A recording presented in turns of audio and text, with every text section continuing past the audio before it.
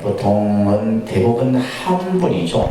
그래서 보통 우리가 이제 신을 중심으로 하는 종교 같은 경우는 유일신 신앙이라 해서 오직 하나의 신만을 이제 받들고 그죠? 그 신앙의 중심이 되게 되는데 불교는 보면 정말 많은 부처님이 우리가 이제 익히 들어서 알고 있을 뿐만이 아니라 또 부처님만 존재하는 것이 아니라 또 보살들도 많은 보살들이 있고 또 보살들만 있는 것이 아니라 또 이제 우리가 신중이라고 하는 개념 그죠?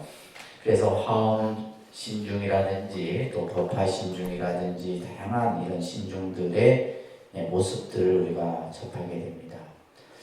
이제 그러다 보니까 이제 이 신앙이라고 하는 것은 하나로 이렇게 딱 모아져야 되는데 불교는 보면 굉장히 좀 다양한 그래서 예를 들면 약사 신앙부터 시작해서 정토 신앙, 관음 신앙, 지장 신앙, 그죠 미륵 신앙 이런 식으로 여러 가지의 그러한 신앙의 형태들이 나타나는데 결국은 이제 불교는 부처님의 모습이 다양하게 설명되어지다 보니까 그런 어떤 신앙의 모습도 다양하게 나타나게 된다. 그런데 이제 오늘 우리가 이 공부를 통해서 모든 것이 하나의 어떤 귀결점을 우리가 찾게 됩니다. 그래서 다양한 부처님들이 묘사되고 있지만은 그 부처님의 근본을 우리가 오늘 배우는 시간을 갖도록 할 겁니다. 자, 먼저 우리는 이제 이 부처님에 대한 위덕, 부처님에 대한 어떤 위대함을 사실은 이제 먼저 신앙적으로 여러분들이 경험을 하셔야 되죠, 그죠? 근데 이런 부분에 있어서는 이제 기독교인들이 우리 불교 신자들보다 어떤 그들이 믿는 신에 대한 이런 어떤 위대함을 더 절실히 그 사람들은 알고 있죠. 그런데 우리 이제 불교 신자들은 그냥 어떻게 보면 부처님을 막연히 정말 우리가 이제 부처님 생애도 공부하고 했지만은 아직도 부처님이 어떠한 분이지 그죠? 어떠한 존재인가를 정확하게 이해하는 분들이 그렇게 많지가 않아요. 그러니까 제가 예전에도 말씀드렸듯이 여러분들이 불교라는 종교를 알기 위해서는 제일 먼저 부처님에 대해서 먼저 알아야 된다. 그러니까 부처님을 알지 못하고 불교는 알 수 없는 거거든요. 그래서 이제 오늘 이제 그러한 내용들을 보게 되는데, 우리가 이제 인류 역사상 이 세상에 현존했던 부처님은 바로 서가모니 부처님이에요. 그래서 우리가 이제 서가모니 부처님은 어떤 가상의 인물도 아니고 어떤 신화 속에 등장했던 인물도 아니고 우리 인류 역사상 현존했던 분이다. 그래서 이제 불교라는 종교에서 가장 어떻게 보면 이제 중심이 되는 분은 바로 서가모니 부처님이다. 그래서 우리가 사바교주 시아본사 서가모니 교주다 이 말이에요. 불교의 교주는 바로 서가모니 불이다. 자, 이 서가모니 부처님이 이제 위대함을 여러 이제 경전을 통해서 우리가 접하게 되는데, 자, 요 구절을 여러분들이 잘 좀 이해를 하셔야 됩니다. 자, 따라합니다. 나는 일체에 뛰어나고 일체를 안하니 나와 같은 자는 없으며 이 세상에서 나와 비할 자도 없다. 나는 일체를 이긴 승자여 일체를 아는 지자이니라. 우리가 이제 다른 종교에서는 그들이 믿는 신을 항상 표현할 때 어떤 표현을 쓰냐면 그들이 신을 이제 위대함을 표현할 때 특히 이런 것들은 이제 기도문에 많이 들어가죠, 그죠? 기도문에 많이 들어가는데 전지전능하신 이런 표현을 써요. 많이 들어보셨죠? 처음 들어보세요? 전지전능하신 예를 들면 하늘에 계신 우리 아버지 뭐 이런 식의 그래서 전지전능이라는 말을 써요. 그래서 전지전능이라는 말은 한자 그대로 모든 것을 알고 모든 것을 가능케 하는 분이다. 내가 믿는 신은 내가 이루고자 하는 또 이 세상의 모든 것을 다 가능케 하시는 분이 바로 그들이 이제 그 신을 숭배하고 찬탄할 때 하는 표현이에요. 근데 우리는 이제 막상 부처님을 그죠? 표현할 때 이런 표현들이 사실은 우리는 이렇게 뭐랄까 신앙적으로 습관화되어 있지 못해요. 여러분들이 막상에 기도할 때 그냥 뭐 부처님이시여 이 정도밖에 못한다는 말이에요. 그죠? 앞에 뭔가 수식어를 붙여야 되는데 붙일 수 있는 그런 것들이 훈련이 안 돼요. 신앙적 훈련이 안 돼 있는 거예요. 예를 들면 이제 조금 이제 기도를 하거나 좀 신앙적으로 이렇게 하시는 분들은 보면 이렇게 표현하죠. 우주에 충만하사 아니 계신 것 없으시고 일체를 모든 원하는 바를 성취해 주시는 부처님이시. 이렇게 이제 우리 불교도 그런 기도문이 있어요.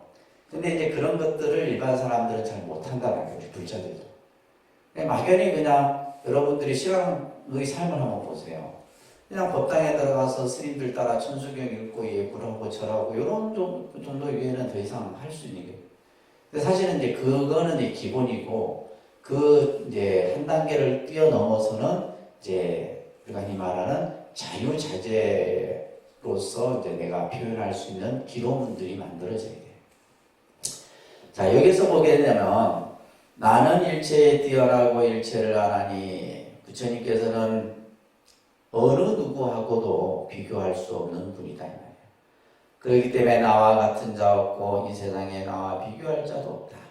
자, 여기서 중요한 문구는 나는 일체를 이긴 승자요. 그래서 이 세상에 가장 위대한 승자는 누구냐? 바로 고타마 붓다다 얘기를 하는 거예요. 모든 그죠? 이 세상의 모든 번뇌를 다 항복하고 깨달음의 그 부처가 되신 분이 바로 우리가 서가모니 부처님이죠. 그죠? 그래서 나는 일체를 이긴 승자요. 일체를 아는 지자다. 모든 것을 다 능히 알 수 있는 그러한 능력을 가지신 분이다. 그래서 우리가 이제 부처님을 승자요 지자다. 또 이렇게 이제 표현하기도 하는 겁니다. 자, 따라합니다. 부처는 과거, 현재, 미래의 모든 것을 밝은 지혜로 하니하라. 닦아야 할 것은 이미 다 닦고 끊어야 할 것은 이미 끊었다. 그러므로 이름을 부처라 한다. 사실은 이제 우리가 이 부처와 불과 그죠? 이 불타는 다르다 그랬어요. 그죠? 우리가 예를 들면 부처라고 하는 것은 깨달음을 얘기하는 거고, 근데 이것을 이제 혼용되게 쓰이기도 하죠. 그죠? 깨달음을 얘기하는 것이 이제 우리가 불이라고 하는 이 한자로는 이 뜻은 바로 깨달음이고, 이것은 바로 깨달으신 분이죠. 그죠? 깨달은 분.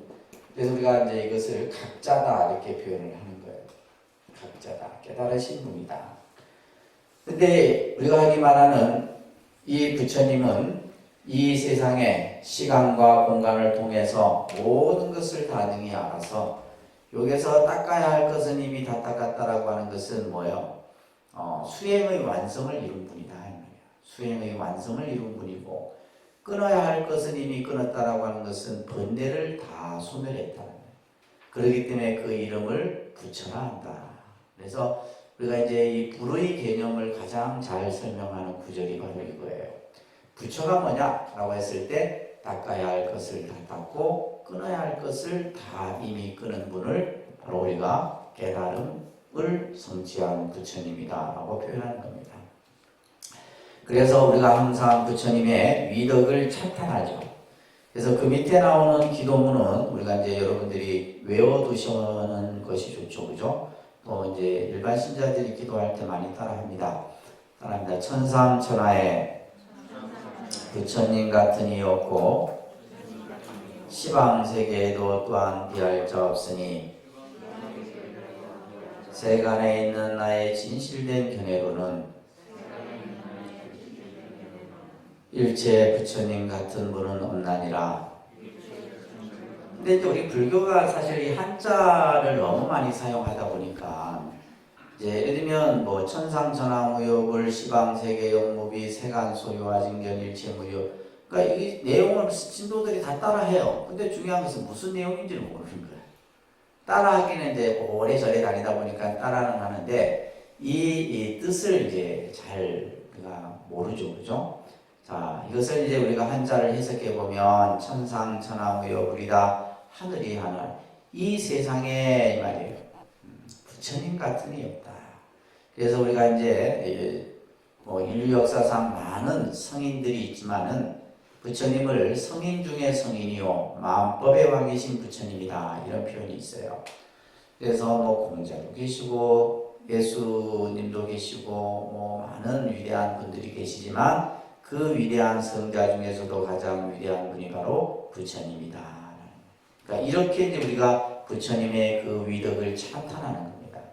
시방세계 영무비다. 시방세계. 시방세계는 온 우주를 말하는 거예요. 그죠? 불교에서 우주를 통틀어서 표현할 때 시방세계다. 이렇게 표현합니다. 그 시방세계 또한 비할 자가 없다. 부처님과 견줄 자가 없는 거예요. 세간에 있는 나의 진실된 견해로는 세간 소유와 진견. 여기서의 진실된 견해라고 하는 것은 우리가 이 세상의 온갖 지식과 정보를 다 살펴봐도 이 말이에요. 모든 어떤 기록과 역사적인 문헌을 다 뒤져봐도 일체 부처님 같은 분은 없다라고 하는 아주 부처님을 어떻게 찬탄하는 문구로서 이 문구는 굉장히 유명한 문구입니다. 그죠? 그래서 이러한 것을 통해서 우리는 부처님의 그러한 위덕과 부처님이 가지고 계신 자비를 찬탄을 하게 됩니다. 자, 그런데 이제 우리가 찬탄하고 또 신앙의 대상으로 섬겨지는 부처님들이 너무 많다는 것이 어떤 면에서는 좋은데 또 어떤 면에서는 또 혼란을 가져오기도 해요. 혼란을 가져오기도 합니다. 그래서 이제 먼저 우리가 이 시간과 공간의 개념으로서 부처님을 잠깐 한번 살펴보겠습니다. 그래서 부처님의 관점, 부처님에 대한 그러한 관점을 이해하는 것을 우리는 불신론, 불신관이라고 합니다. 굉장히 이제 학문적으로 중요한 개념이에요. 여기 불신론이. 먼저 잠깐 한번 보세요. 시간으로는 우리는 항상, 그죠? 시간으로는 과거, 현재, 미래라고 하는 시간을 얘기합니다. 이거는 여러분들이 뭐 다 아는 내용이죠. 그죠? 근데 이 시간적으로도 이제 부처님이 존재하시는데, 현재불이 누구예요? 현재불. 현재불은 서가모니 부처님이 현재불입니다. 현재불이 누구라고요? 서가모니 부처님이 현재불이에요. 현재불이고, 서가모니 부처님이 깨달음을 얻고 났더니 내 이미 이전에도 뭐요? 수많은 부처님이 출현하셨더라. 그리고 내가 육신이 없어진 이후에도 또한 뭐요? 미래에도 또 수많은 부처님이 출현하실 것이다. 그래서 이 서가모니 부처님 현재불을 기점으로 해서 과거에 부처님이 출현하시게 되는데, 여러분들 이제 보시게 되면 경전에 보게 되면 이제 아함경이나 이런 경전에 보게 되면 과거 7불에 대한 얘기가 나와요. 이건 외우셔야 됩니다. 그다음에 비바시불, 시기불, 비사부불, 구류손불, 구나모니불, 가섭불, 서가모니불. 그래서 이 과거의 서가모니 부처님을 기점으로 해서 과거의 부처님들이 수도 없이 그래서 이제 과거의 7 부처님이 나오시고, 우리가 예를 들면 이제 미래의 부처님을 우리는 무슨 불이라 그래요? 미륵불이다. 미래의 부처님을 무슨 불? 미륵불이다. 이 미륵 부처님은 이 서가모니 부처님으로부터 56억이, 그죠? 56억 7천만 년. 시간으로 얘기했을 때 56억 7천만 년이 지난 후에 이제 이 중생을 구제하기 위해서 출현하시는 부처님이에요. 그렇게 이렇게 시간으로도 이렇게 부처님을 우리가 이제 표현을 하고, 공간으로도 이제 표현합니다. 공간. 우리가 공간이라고 하는 것은 기본적으로, 그죠? 동서남북이라고 하는 사방을 얘기를 기본으로 해요. 그죠? 동서남북 사방. 중앙을 하게 되면 오방. 상하를 하게 되면 육방. 그 다음에 그 간방까지 하게 되면 시방이 되는 거예요. 그래서 우리가 이제 시방이라고 하는 표현을 쓰죠. 그죠? 시간은 뭐예요? 3세. 따라합니다. 시방삼세. 이게 제일, 그러니까 시방삼세라는 표현 속에는 뭐냐면 시간과 공간을 통틀는 표현이에요. 그래서 우리가 여러분들 그 예불문에 보게 되면 시방삼세 일체재불, 시방삼세 일체재법, 시방삼세라는 말이 계속 나오죠, 그죠? 그래서 이 시방이라고 하는 공간과 삼세라고 하는 시간, 이것을 통틀어서 표현하는 말인데, 이 공간적으로도 이제 수많은 부처님들이 등장해요.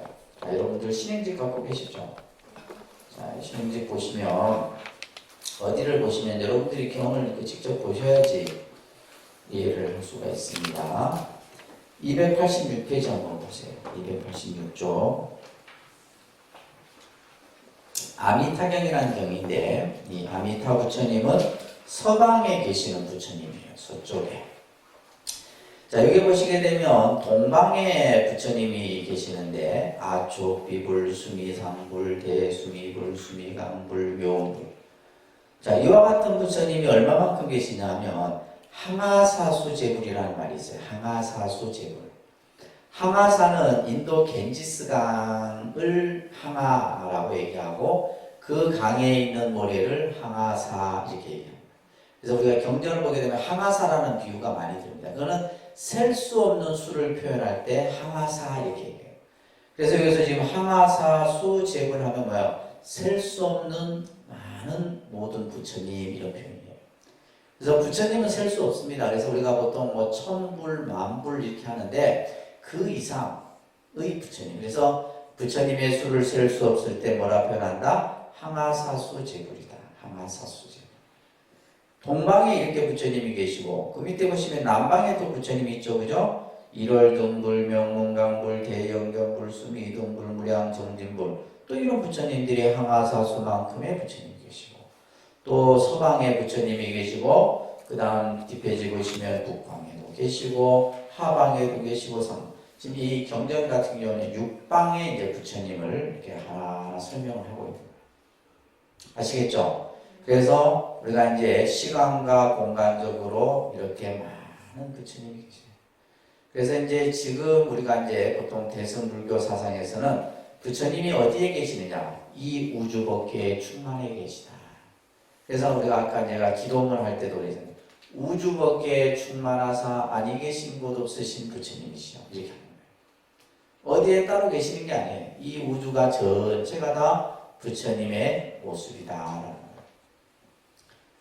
자, 그런데 이제 우리가 이 불교가 시대가 이제 변하면서 발전하면서 부처님에 대한 그런 이제 인식이 달라지게 됩니다. 여기 아까 이제 불신간이라고 했어요. 그죠? 불신간이라고 했는데, 자, 불교의 시대를 우리가 나중에 다음 시간에 여러분들이 이거 조금 공부하실 건데, 부처님 제세시부터 해서 약 100년 정도까지, 100년 정도의 불교를 우리가 보통 초기 불교다. 이제 초기 불교.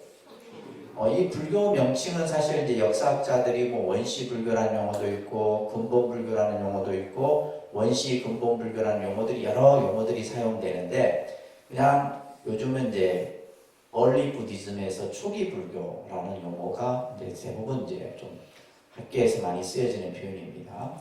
그리고 초기 불교 이후에 또 불교의 형태가 나타나는데 그 불교를 부파불교라고 해요. 그러니까 부파불교. 그 다음에 대승불교 이렇게 갑니다.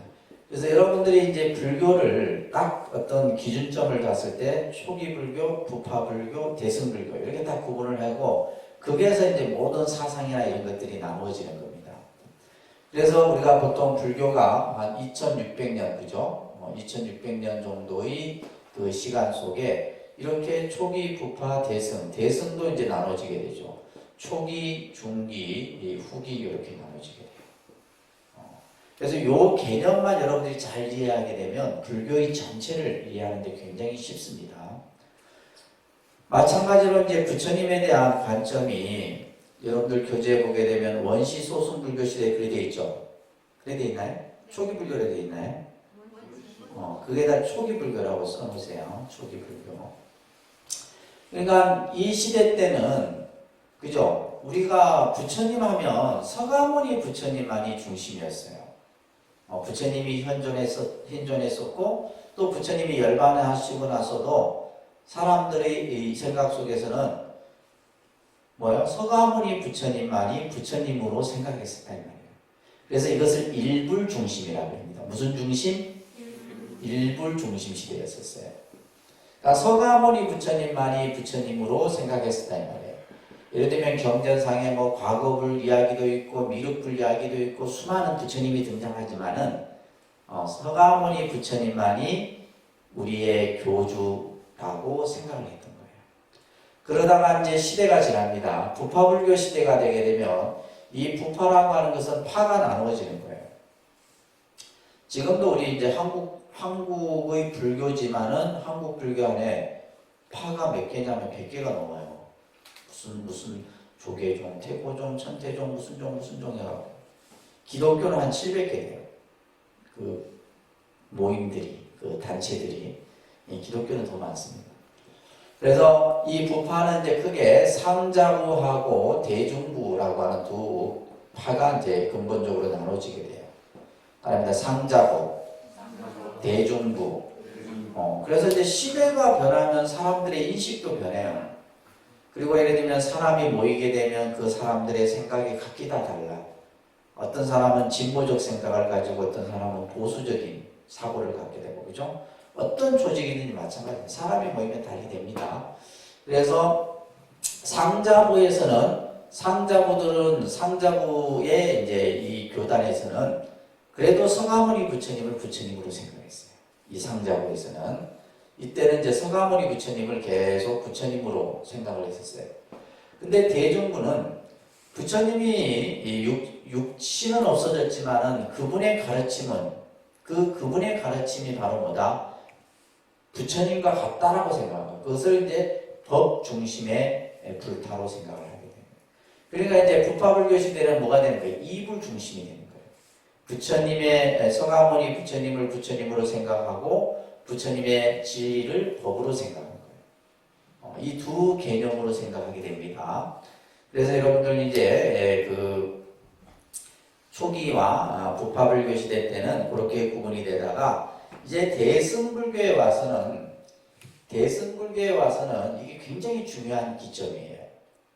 부처님에 대한 개념이 완전히 달라져요. 대승불교에 와서는. 제일 큰 것이 뭐냐면, 이거는 이제 책에 없는 내용인데, 지금 우리는 부처님을 어떻게 바라봐요? 여러분들은. 법당에 와서 또 내가 기존에 알고 있던 생각에서 부처님은, 그래, 절에 가면 부처님께 기도하면 소원 성취가 되고, 부처님이 내가 원하는 것을 다 들어주고, 그죠? 이런 이제 어떤 신앙에 아주, 이렇게 가깝게 부처님에 대한 생각들이 바뀌었죠. 그것을 이제 우리가 이제 종교적인 표현을 하면 부처님이 뭐가 됐다? 신격화가 된 거예요. 신격화가 된 거예요.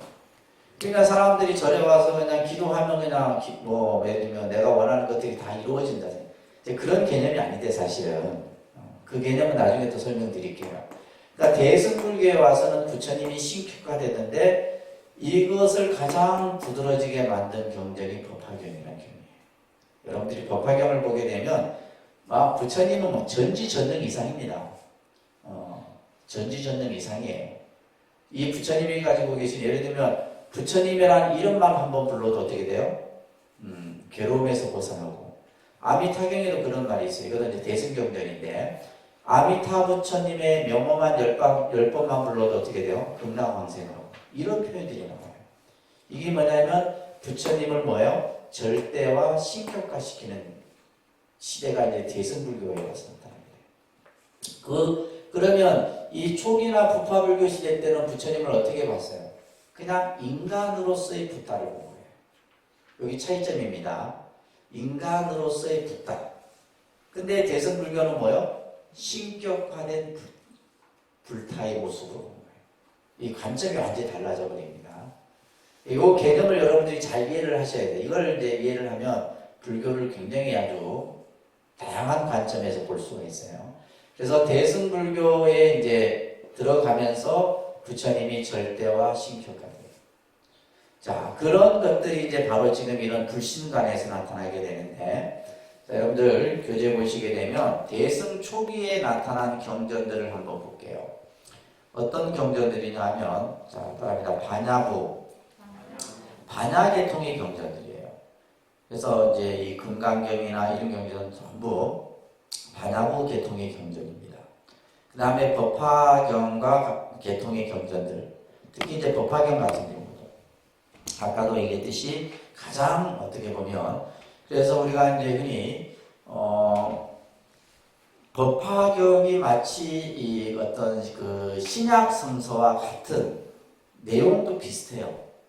그 내용이 기독교 성경에서 말하는 신약 성서와 예를 들면 법화경의 개념들이 거의 비슷해요. 그래서 이제 종교학자들이 이제 그런 얘기를 하죠. 예수님의 20대 행적이 없어요. 20대 행적이 없어요. 성경 어디에도 신구약을 찾아도 없어요. 그래서 이제 종교학자들이 도대체 그러면 그 시기에 예수님은 뭘 했을까? 그래서 이제 그 신학자나 이런 사람들이 이제 유럽 같은 데서 예수님이 아마 불교를 공부하지 않았을까? 이렇게 추측을 해요. 그래서 이제 그 성경의 신약 성서하고 법화경하고 내용이 굉장히 유사합니다. 그래서 예전에 연세대학교 민희식 교수가 그것을 이제 두 경전과 성경을 가지고 쓴 책이 있어요. 법화경과 신약 성서라고. 근데 그 책을 막 나오자마자 기독교에서 다 사갖고 다 불질러버리고, 그래도 그런다고 없어지나요, 그 책이. 근데 기독교 관점의 교수가 그걸 쓴 거예요. 자, 그래서 이제 이 법화경 계통 경전, 유마경이라든지 무량수경, 그러니까 무량수경 같은 경우는 아미타경 같은 경우가 무량수경 계통의 경전이 되는 거예요.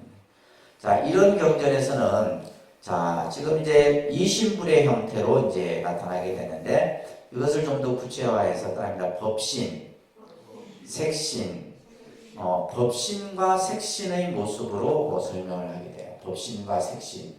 그래서 법신이라고 하는 것은 시간과 공간을 초월한 초인적인 불타를 상징하는, 시간과 공간을 초월해.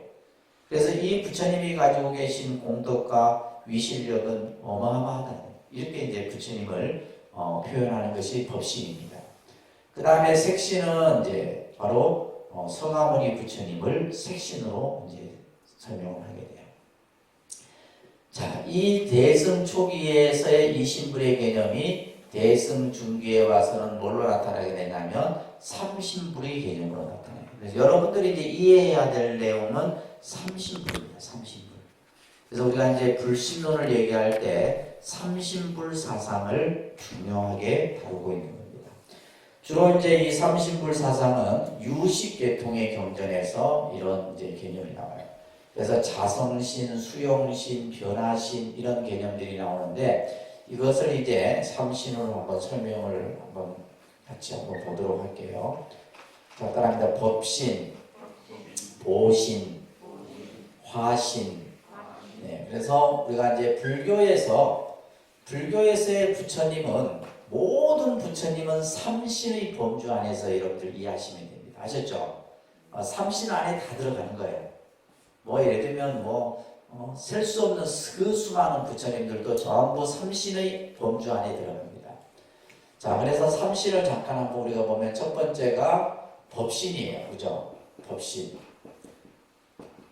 이 법신의 개념이 부파불교에서는 부처님의 진리 그 자체를 이제 어떤 불타화해서 법신이라 했는데, 대승불교에 와서는 이 개념이 좀 더 광범위하게 확대됩니다. 대승불교에 와서는 이 법신의 개념이 시간과 공간을 초월하면서 변함없이 존재하는 진리 그 자체. 이 법이라는 한자가 바로 진리를 뜻하잖아요. 진리 그 자체를 하나의 불타로서 표현해 온 겁니다. 그래서 그 부처님을 우리는 이것도 같이 여러분들이 암기하셔야 됩니다. 그러니까 청정법신, 비로자나불이라고 하는 이 부처님이 법신이에요. 우리 이제 3층에 우리 법당에 본종불로 모셔진 부처님이 비로자나 부처님. 그래서 비로자나 부처님을 항상 직분인을 합니다. 이렇게 손수인이 이런 모양을 딱 가지고 있어요.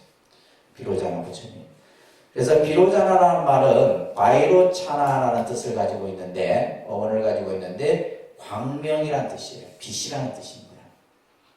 그래서 이제 이 비로자나 부처님을 모신 정각을 대광명전, 대적광전 이런 이제 통도사나 해인사 같은 데 가면 이제 이런 정각들이 있어요. 그게는 바로 비로자나 부처님을 모시고 있다.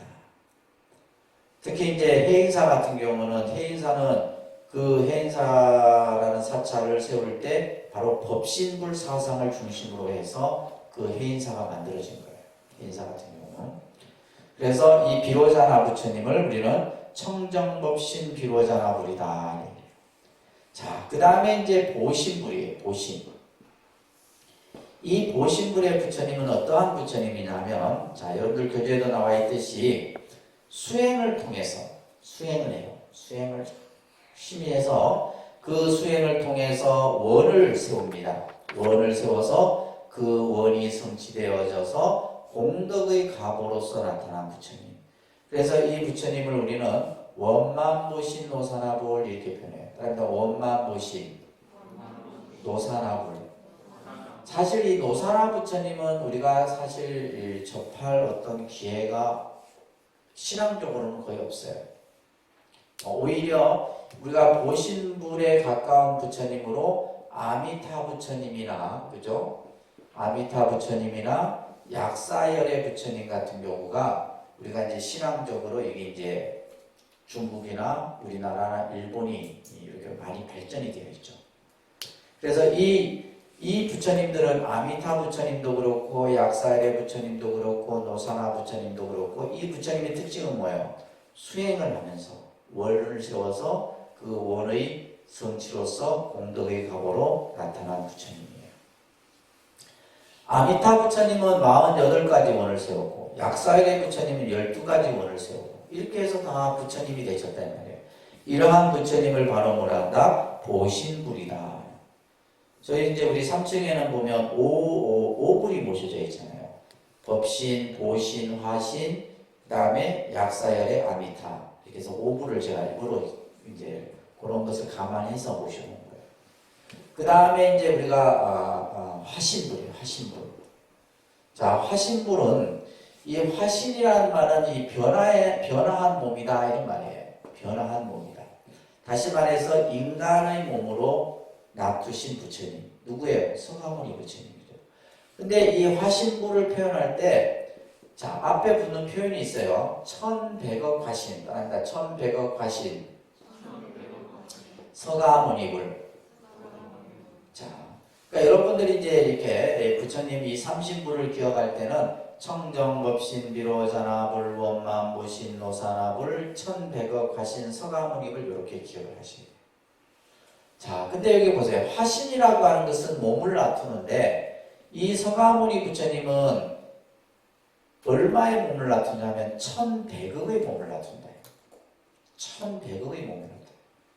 그래서 우리가 보통 보살이나 부처님이 중생을 제도할 때 방편을 쓰는데 그 방편을 쓰는 데 있어서 몸을 변화해서 중생을 제도하는 이런 이제 설명들이 경전상에서 많습니다. 자, 예를 들면 대표적으로 여러분들 한번 볼까요? 신행집에 보시게 되면 관음경이라는 경이 있어요. 그죠? 관음경. 이 관음경도 마찬가지로 관세음 보살도 33가지 몸을 나타요. 33응신이라고 합니다. 화신을 다른 말로는 응신이라고 해요. 419쪽 한번 보세요. 419페이지. 419쪽에 보시게 되면 관세음 보살은 부처님의 몸으로 제도할 이에게는 관세음 보살님이 부처님의 몸으로도 낮춘다는 거예요. 뿐만이 아니라 벽지불의 몸으로 제도할 이에게는 벽지불의 몸을 나타내고, 그죠? 또 여자를 제도할 때는 여자의 몸을, 남자를 제도할 때는 남자의 몸을, 도둑을 제도할 때는 도둑놈의 몸을 나투기도 합니다. 그래서 이제 관세음 보살님은 33가지의 몸을 나투어서 중생을 제도한다. 마찬가지로 서가모니 부처님이 우리 중생을 제도하기 위해서 이 세상에 몸을 놔두셨는데 그 몸이 한 몸이 아니라 얼마의 몸? 1100억의 몸을 놔뒀다. 그러니까 이 1100억이라는 것은 우리가 이제 숫자지만 이것은 셀 수 없는 수를 표현하는 거예요. 1100억을 어떻게 세겠어요? 그죠? 그만큼 많은 부처님의 모습으로 중생을 제도하기 위해서 놔두셨다. 자, 여러분들이 화신을 잘 좀 이해를 하셔야 되는데 몸을 변화한다라는 말은 여러분들도 화신의 몸으로 변화해요. 어떻게 해서 변화하느냐? 자, 여러분들은 한 몸이잖아요. 그죠? 한 몸. 한 몸인데 한 몸이 아니에요. 여러분들은 때로는 아버지의 몸이기도 하고 어머니의 몸이기도 하고 아들의 몸이기도 하고 딸의 몸이기도 하고 삼촌이 되기도 하고 그죠? 지금 내가 하나의 몸이지만은 내가 누구를 상대하느냐에 따라서 내 몸은 달라집니다. 여러분들이 절에 왔을 때는 불자의 몸이에요. 불자의 몸. 그렇듯이 마찬가지예요. 제가 절에 있을 때는 스님이지만 학교에 갔을 때는 그죠? 학생들이 그냥 교수님으로 나를 바라본다는 말이에요. 그렇듯이 내가 한 몸이 아니라 그 상황에 따라서 내가 어떻게 돼요? 몸을 변화해서 놔두는 거예요. 이게 화신의 개념이에요. 화신의 개념. 그래서 서가모니 부처님은 1100억의 몸으로 변화해서 놔두게 된다. 자, 이렇게 지금 이제 우리가 삼신의 개념으로 대승불교에 와서는 이것이 정립이 됩니다. 지금도 마찬가지예요. 우리가 부처님을 설명할 때 이 삼신인데, 자, 근데 이 중요한 것은 이 기본적인 개념을 먼저 이해한 후에 이 삼신이 각각 다른 모습이 아니다라는 거예요. 삼신이 일체다라고 하는 삼신일체 사상이 나와요. 대승불교에서 삼신이 하나의 몸이에요. 자, 이게 이제 어떻게 설명이 되냐면 그림으로 표현하면 이거예요. 자, 제일 근본, 부처님의 근본 그 깨달음의 본질의 몸을 법신이라고 했잖아요. 그죠? 법신이에요. 실제 이 법신불은 형상이 없는 부처예요. 형상이 없는 부처인데 그 깨달음의 모습으로 우리가 예를 들면 비로자나 부처님의 모습으로 표현하는 거예요. 그 다음에 수행과 원력으로 그죠? 공덕의 과보로서 놔두신 부처님을 우리는 도신불이라고 하고 중생을 제도하기 위해서 1100억의 몸으로 놔둔 부처님을 우리는 뭐라 그래요? 화신불이라고 해요. 이게 하나입니다. 하나. 아까 불교가 많은 부처님이 존재하지만 그 많은 부처님이 결국은 뭐예요? 다 똑같은 한 몸이다 이런 얘기예요. 자 보세요. 화신불 안에 화신불이 곧 법신이고 법신이 곧 화신이에요. 이게 둘이 다른 게 아닙니다. 또한 마찬가지로 보신과 화신이 같은 거예요. 또한 보신과 법신이 서로 다 같은 거예요. 왜? 이게 하나니까. 하나예요. 근데 그렇다 보면 우리가 예를 들면 이제 여러분들이 절에 가서 그 절이 뭐 아미타 부처님을 모셔놨든 서가모니 부처님을 모셔놨든 뭐 약사일의 부처님이든 그 부처님이 다른 부처님이냐 똑같은 한 분의 부처님이다. 이게 삼신일체 사상이에요. 삼신. 법신, 보신, 화신이 뭐다? 일체 하나다 이 말이에요. 하나의 개념. 그러니까 이제 이 개념을 모르는 사람은 이래요. 나는 약사 신앙을 하는 사람이니까 약사 부처님이 최고야. 나는 예를 들면 미륵 신앙을 하니까 미륵 부처님. 이런 것은 불교에 맞지 않는 논리라는 거죠. 어떤 부처님이든지, 그죠? 어떤 부처님이든지 그 부처님은 전부 하나의 부처님이고, 그러면 왜 그러면 하나로 가지느냐? 왜 이렇게 막 다양하게 헷갈리게 했느냐? 불교의 특징은 뭐냐면 중생의 근기에 따라서 예를 들면 약사일의 부처님은 몸을 아픈 사람들을 위해서 그죠? 또 예를 들면 아미타 부처님은 저 사후의 세계에서 영원한 안락을 누리기 위해서 극락세계라는 세계를 통해서 중생들에게 행복을 주고자 하는 그래서 전부 그 각기 방편으로 다른 것이지 전체는 하나의 개념에서 설명을 한다라는 겁니다. 그래서 부처님께서는 육신은 멸해도 법신은 상주한다 이런 말씀을 했어요. 내 육체는 없어지지만은 진리의 그 본체, 본질은 영원하다는 거예요.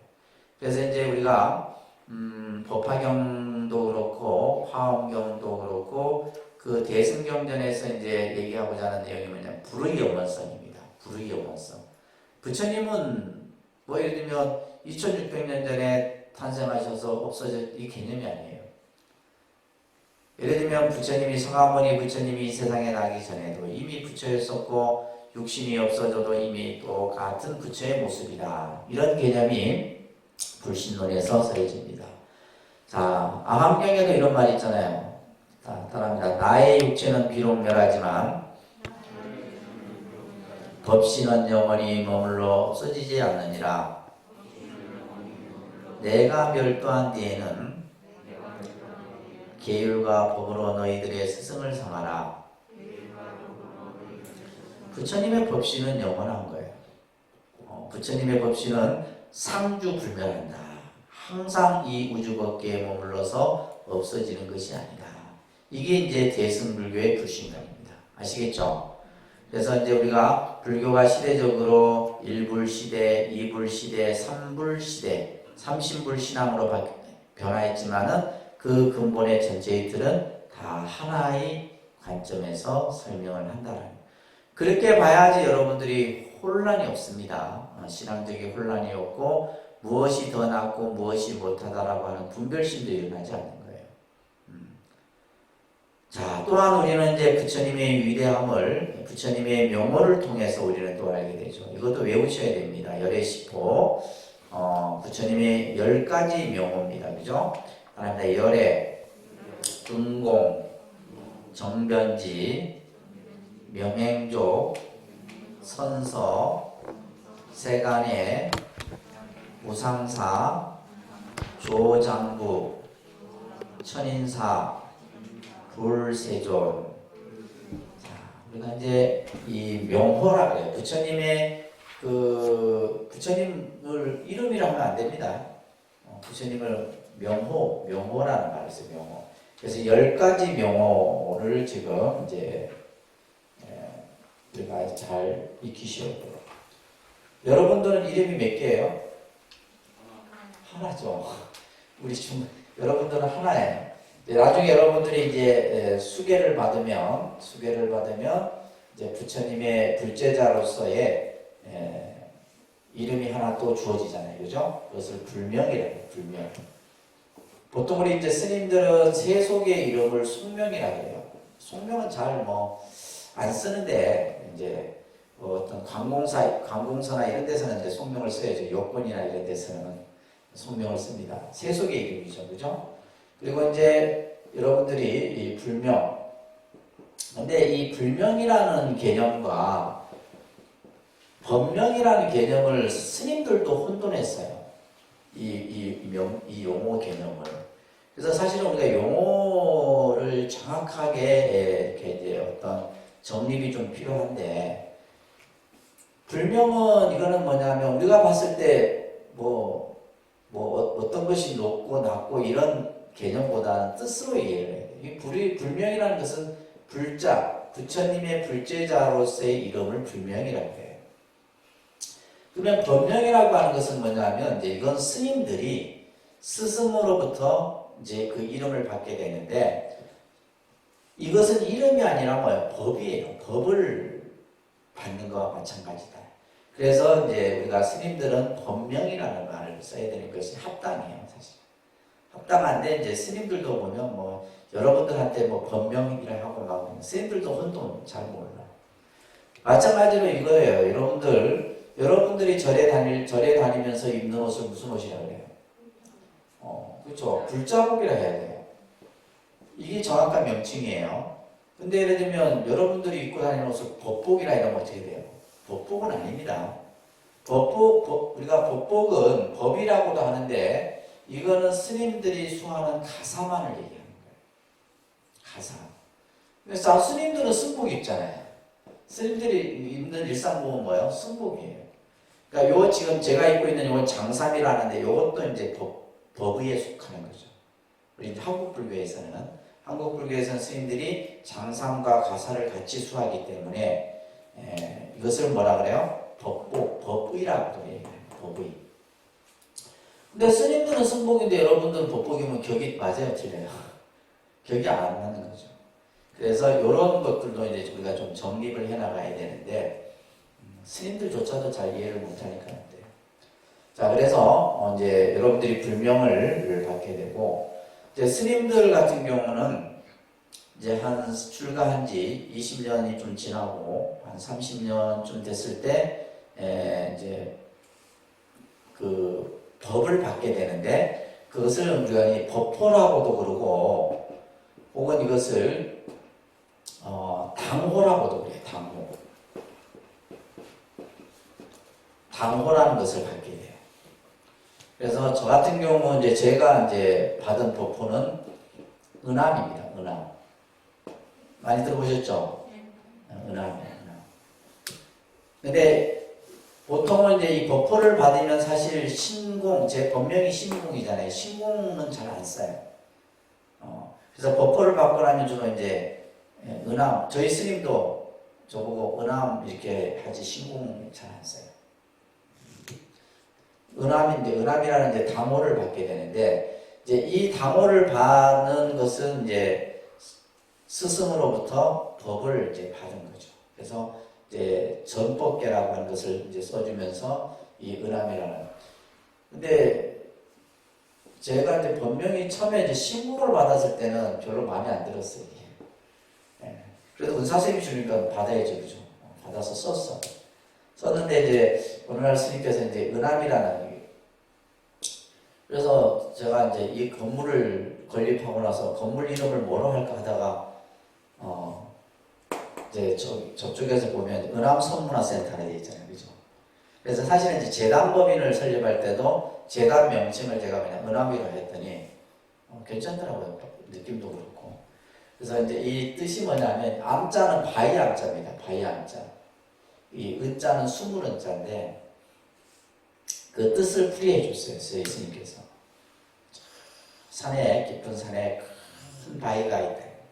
바위가 있는데 이 바위가 나무 잎에 가려서 바람이 불 때 이렇게 이제 나뭇가지가 흔들리겠죠. 그러다가 숨어 있다네. 이 바위가 숨어 있어요. 그래서 바람이 이렇게 불 때 보일 듯 말 듯 보이면서 이 바위가 천지를 흔들 그러한 바위다. 이러면서 이제 은암이라는 당호를 저한테 지어주신 거예요. 그래서 보통 이제 스님들은 당호까지, 법호까지 있게 되고, 그 다음에 또 있어요. 이제 우리가 예를 들면 역사적으로 아주 이제 큰 훌륭한 이런 큰 스님들이 많죠, 그죠? 이 스님들이 돌아가시고 나면, 열반하시고 나면 임금이 내리는 이름이 있어요. 임금이 내려주는 이름인데 그것을 시호라고 해요. 시호. 시호. 그래서 보통 이제 스님들 같은 경우 예를 들면 법명이 뭐고 법호가 뭐고 시호가 뭐고 이런 식의 이제 우리가 그 스님들의 행적을 기술할 때 그렇게 합니다. 우리가 해봤자 뭐 4개밖에 안 되잖아요. 시호까지 받는다 해도. 근데 부처님은 몇 개요? 10개의 명호를 가지고 계십니다. 10개. 자, 이 명호를 보아도 우리가 이제 그분의 위대함을 알 수가 있는데, 은공을 한번 보세요. 은공이라는 것은 하늘과 천상으로부터 공양을 받을 만한 분이다.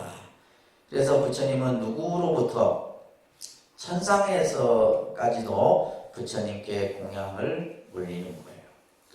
그 다음에 쭉 다 뭐 설명할 시간이 없으니까 세간에는 뜻은 세상의 모든 것을 다 아시는 분이다. 이런 뜻이에요. 세간에. 무상사는 가장 위대하신 분이다. 이런 뜻이에요. 조장부라는 것은 중생을 잘 능히 길들이는 분이다. 조장부. 세존이라는 말은 세상에서 가장 존귀하신 분이다. 이게 다 부처님의 명호입니다. 그래서 열애식본을 여러분들 외우셔야 돼요. 외우셔야 됩니다. 열애은공, 정병지, 면행조, 선서, 세간에, 무상사, 조장부, 천인사불, 세존 이렇게 해서.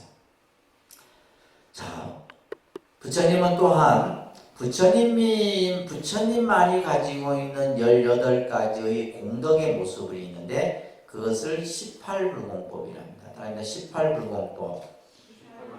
이건 부처님만이 가지고 있는 덕성이에요.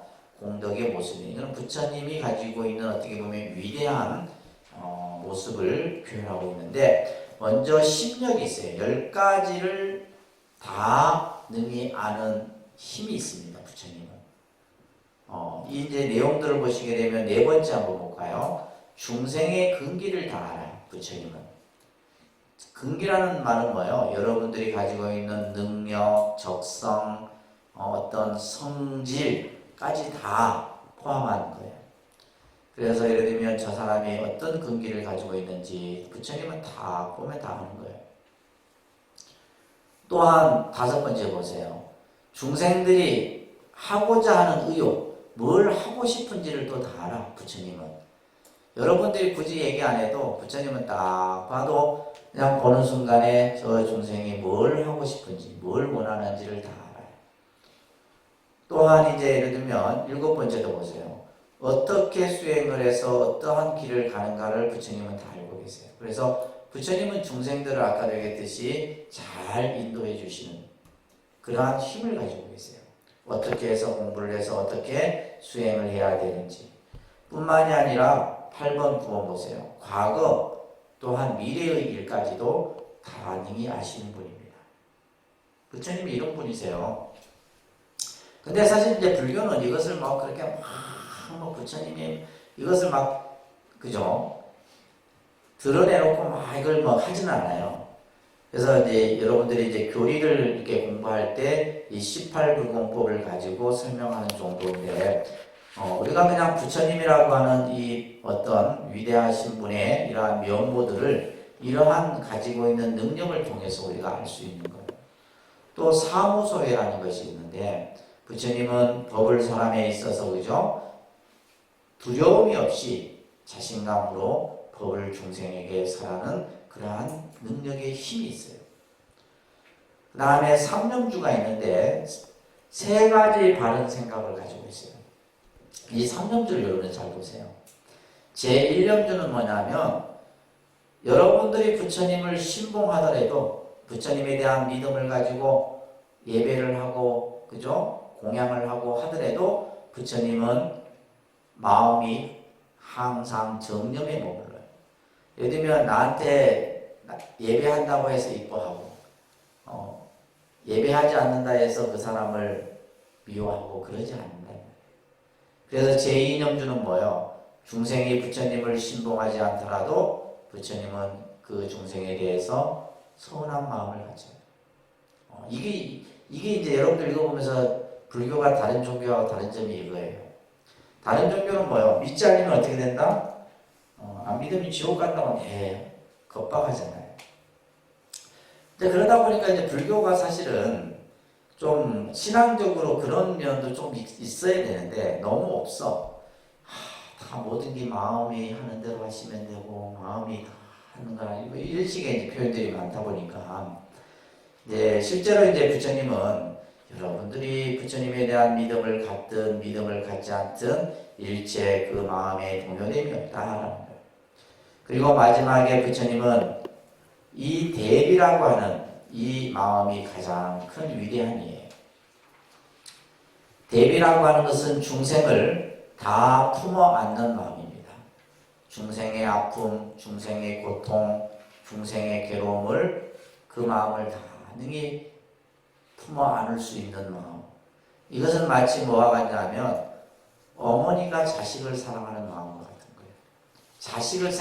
여러분들이 자식을 생각하는 마음이 바로 대비심입니다. 아시겠어요?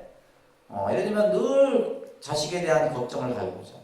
어디를 가도 걱정, 공부를 해도 걱정, 무엇을 해도 걱정, 자식에 대한 그 걱정이 끊이지 않는다면. 근데 부처님은 항상 이 중생에 대해서 대비의 마음을 가지고 중생을 제도하고 중생을 구제하신다 이런 얘기예요. 자, 그리고 우리는 또 부처님의 10분의 제자, 이것도 여러분들 잘 기억해 두셔야 됩니다. 예수님은 몇 분의 제자가 있어요? 12사도. 12분의 제자가 있죠.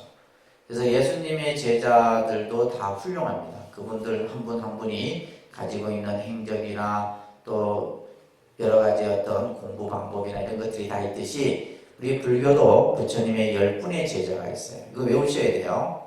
어떻게 외우느냐? 지혜제일 사리불 이런 식으로 한번 해볼까요?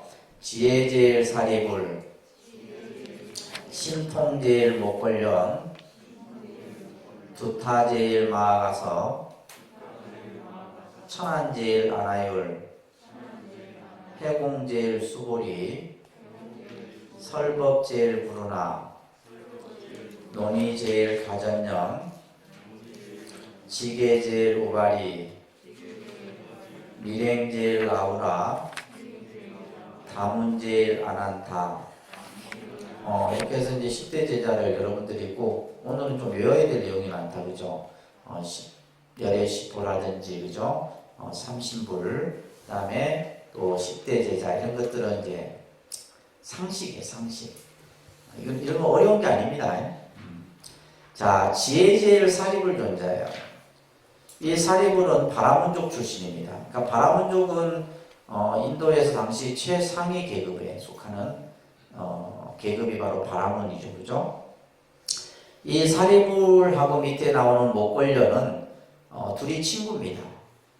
처음에는 불교를 믿지 않았어요. 다른 외도를 믿다가 부처님께 귀의를 해서 이 사리불과 목걸련이 부처님에게는 아주 큰 힘이 돼요. 특히 사리불 존자는 지혜가 가장 뛰어나요. 그래서 여러분들 사리불 존자 어디서 많이 봤어요? 반야신경에 나오죠. 사리자, 그죠? 사리자, 이게 사리불 존자예요. 그래서 이제 반야 계통의 경전을 보게 되면 부처님과 사리불이 대화를 나누는 이런 내용들이 많이 나옵니다. 그래서 사리불 존자, 지혜가 가장 훌륭했던 제자입니다. 그 다음에 사리불과 함께 친구였던 목걸련도 이 바라문족 출신이에요. 사리불 존자와 함께 귀의를 하게 되는데 이 목걸련을 우리는 목련이라고도 합니다. 목련 존자라고도 얘기하는데 신통이 가장 뛰어났어요. 그래서 신통이라는 것은 말 그대로 뭐 불가사의한 힘을 가지는 그런 능력을 우리가 보통 신통이라 하죠, 그죠? 그래서 여러분들 우리 백중 우람분제의 연유가 이 목걸련 존자로부터 시작이 됩니다. 그래서 이 목걸련의 어머니가 살아생전에 나쁜 행실을 너무 많이 해서 지옥에 떨어지는데 이 신통제일인 목걸련이 신통으로서 지옥세계까지는 갔어요. 그래서 어머니를 구하려고 해도 구할 수가 없어요. 그래서 다시 이제 와서 부처님께 어떻게 하면 지옥에 고통받는 저희 어머니를 구제할 수 있습니까? 그래서 부처님이 스님들이 공부가 끝나는 7월 보름날 스님들께 공양을 올림으로써 너의 어머니가 고통에서 구제될 수 있다. 이게 이제 우람분제 유래예요. 그래서 이 신통제일 목걸련 존자, 그 다음에 가섭 존자가 있어요. 가섭, 마하가섭. 부처님 제자 중에 제일 맏형이에요, 맏형. 제일 큰 제자를 상수제자라고 합니다. 무슨 제자? 상수제자. 그러니까 부처님의 법을 나중에 봤죠, 그죠? 이 가섭존자가. 두타라는 말은 청빈한 생활을 가장 잘했던 제자가 바로 가섭존자예요. 청빈 생활을. 어느 날 부처님이 이런 얘기를 들어요. 제자들 사이에서. 부처님이시여, 가섭존자는 늘 가난하고 어려운 집에만 가서 탁발을 합니다. 그 사람들은 말 그대로 죽도 못 먹는 그런 집인데 매일 그런 집만 가서 탁발을 한다는 거예요. 그리고 나중에 나오는 아난존자는 늘 부잣집만 가는 거예요. 그러니까 이제 이 스님들 사이에서 당시 이제 그런 얘기가 부처님 귀에 들어왔어요. 그래서 부처님이 가섭과 아난을 부릅니다. 가섭 존자여, 너는 어찌하여 가난한 집만 가서 그렇게 그 사람들이 곤란하게 탁발을 하느냐, 이렇게 물어요. 이때 가섭 존자가 이렇게 얘기합니다. 부처님이시여 지금 그들이 전생에 쌓아놓은 복이 없어서 금생에 이렇게 가난하고 굶주린 삶을 사는데 금생에 복을 짓지 않으면 저들은 또 다음 생에는 더 어렵고 힘들어집니다. 내가 그들에게 가서 쌀뜨물 하나도 받음으로써 그들에게 복을 심어주기 위해서 항상 가난한 짓만을 합니다. 맞는 얘기잖아요, 그죠? 그러니까 이제 부처님이 또 아난에게 얘기해요. 아난아 너는 어찌하여 부잣집만 그렇게 가서 탁발을 하느냐. 또 아난이 얘기합니다. 부처님이시여 저들은 전생에 쌓아놓은 복이 있어서 금생에 부자지만 금생에 복을 짓지 않으면 다음 생에는 또 가난하게 될 수 있다.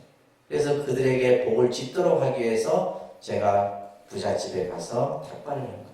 이런 얘기가 경전에 나와요. 그래서 이 가섭존자는 항상 청빈한 그런 삶을 무소유적 삶이라고 봐도 되겠죠, 그죠? 그것을 가장 잘했던 제자가 가섭존자입니다. 그 다음에 아나율 존자는 천안제일인데 왕자 출신이에요. 왕자 출신인데 출가를 하게 되죠. 이 아나율 존자는 굉장히 출가를 해서는 게을렀어요. 게을러갖고 수행도 안 하고 공부도 안 하고 그러다가 이제 부처님께 호되게 꾸지람을 듣습니다. 그리고는 7일 낮밤을 자질 않고 공부를 해요. 그래서 눈이 멀어버립니다. 눈을 실명을 하게 되고 실명과 동시에 천안통을 얻게 돼요. 천안통이라는 것은 천리밖을 볼 수 있는 그런 능력을 얻게 되는데 그 제자가 바로 아나율 존자입니다. 아나율 존자. 그 다음에 수불이라고 하는 제자는 공의 이치를 가장 잘 이해한 제자로서 해공제일이라고 해요. 해공. 공을 가장 잘. 여러분들 이제 금강경이라는 경전을 보게 되면 거기에 등장하는 제자가 바로 수보리죠. 그죠? 수보리. 이 수보리도 바라문족 출신입니다. 바라문족 출신이고, 우리 이제 기원정사를 기증한 극고독 장자의 동생인 수만아의 아들이기도 하죠.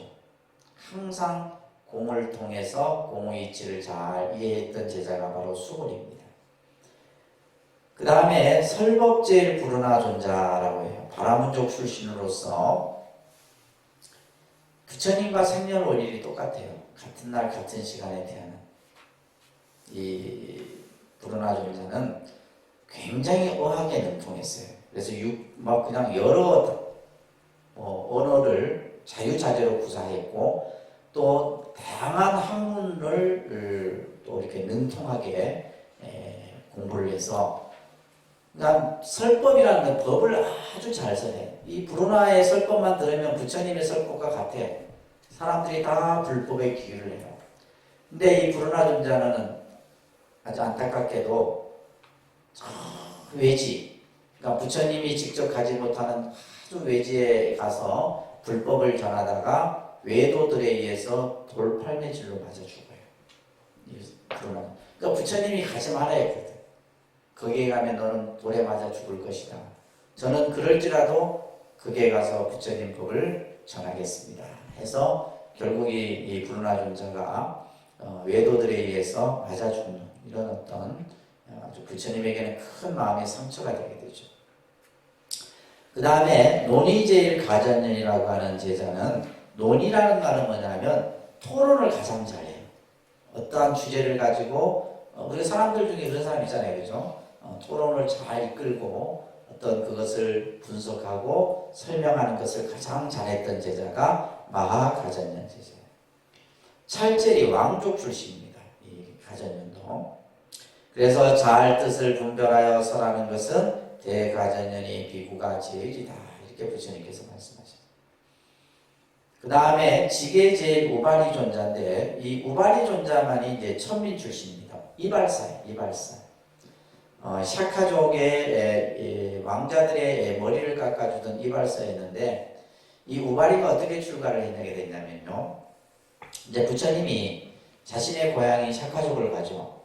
그러고 나서 이제 아버지 전반왕의 장례를 치르고 나서 이제 많은 그 왕족들이 출가를 하죠.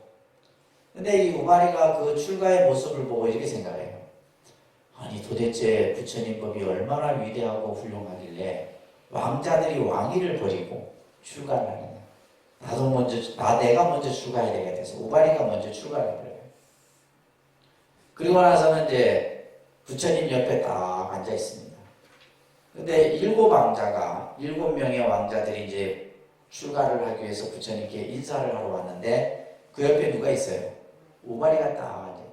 그래서 절을 하려다가 잠시 멈추는데 그때 부처님이 7왕자들을 아주 호되게 당부하시죠. 내 불법의 이 세계 안에서는 어떤 계급이나 어떤 신분, 차별이나 이런 건 있을 수 없다. 먼저 출가한 사람이 위가 된다. 그래서 우바리가 먼저 출가했잖아요. 그러니까 우바리에게 너희들은 절을 해라. 근데 이러한 어떤 그 전통이 지금 우리 한국 불교에도 그대로 전해지고 있죠. 그죠? 스님들은 세속에 뭐 나이, 직업 이런 거 필요 없어요. 중요한 건 뭐예요? 먼저 입상을 했느냐, 나중에 했느냐에 따라서 모든 것이 갈라져요. 모든 것이. 심지어는 1시간 차이로 나중에 앉은 자리가 막 저 멀리까지 차이가 나오네요. 그래서 그것을 이제 스님들은 이제 우리가 이제 법납이라 그러죠. 법납. 출가한 나이로서 모든 자차를 정하게 돼요. 서열을 정한다는 거예요. 서열. 그러니까 예를 들면 먼저 온 사람이 뭐예요? 그러니까 예를 들면 나이가 어린 스님이 먼저 출가를 했다면 아무리 나이가 많아도 그 스님께는 함부로 못하죠. 그래서 이런 것이 이제 요때 아마 정해진 것 같아요. 그래서 이 지게제일 우바리 존자는 계율을 가장 잘 지켰던 제자입니다. 그 다음에 밀행제일 라우라. 밀행이란 말은 남모르는 선행을 가장 잘했던 제자예요. 라우라는 여러분들 알다시피 부처님의 아들이죠. 그죠? 그래서 라우라가 처음부터 이렇게 착한 일을 한 것이 아니고 처음에는 그죠? 아버지 백 믿고 엄청 말썽을 지겠어요. 아버지가 누구예요? 부처님이니까. 그러니까 이제 어린 나이에 이제 부처님 하여튼 다른 사람들을 힘들게 하고 막 장난치고 그러다가 부처님께 아주 또 꾸지람을 듣고 나서는 이 라우라 존자는 밀행을 제일 잘했던 제자인데 우리 스님들 중에도 보면 대중생활을 하다 보면 밀행을 하시는 분들이 계세요. 아까 얘기했듯이 남모르게 그죠? 남모르게 좋은 일을 하는 거예요. 여러분들 그 스님들 산사의 풍경 중에 보면 흰 고무신이 대도리에 쫙 있는 모습들을 간혹 보신 적이 있으시죠? 줄 맞춰서 신발 벗는 그 각도 틀려지면 큰일 납니다.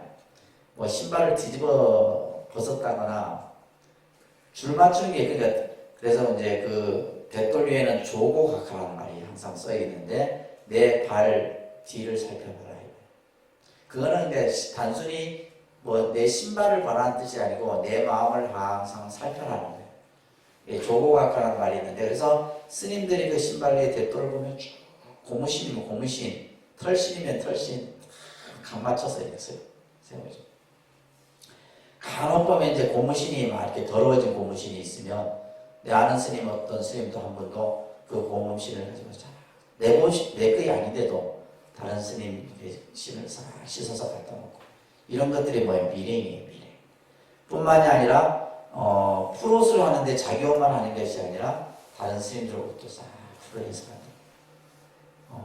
그러면 그게 바로 뭐예요? 도심이에요. 다른 게 도가 아니라 그런 마음을 낼 수 있다는 게 그게 바로 도심이에요. 그런 스님들이 참 많았던 것 같아요. 자, 그래서 라우라도 밀행을 가장 잘했던 제자고 그 다음에 다문제일 아난존자라고도 얘기하는데 이 아난존자는 부처님의 사촌 동생으로서 부처님께 이제 귀 출가를 해서 가장 오랫동안 부처님을 곁에서 모셨던 분이 바로 이 아난입니다. 우리가 근데 시봉이라는 말을 쓰거든. 시봉.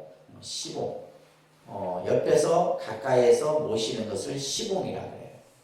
그래서 부처님을 가장 오랫동안 시봉을 했던 제자가 바로 아난존자인데, 이 아난존자는 원체 아주 그냥 스토리가 많습니다. 우리가 부처님 제자 중에서도 이 아난은 굉장히 인물이 출중했었다 그래요. 그래서 이제 우리 이게 뒤에 부처님 테마를 보게 되면 항상 부처님의 제자 10분이 그려집니다. 10대 제자가 항상 그려져요. 어떤 테마든지 간에. 그러면 그 테마 중에서 보면 인물이 가장 뛰어난 제자가 있어. 누군지 잘 몰라도 그 제자가 아난이에요. 아난.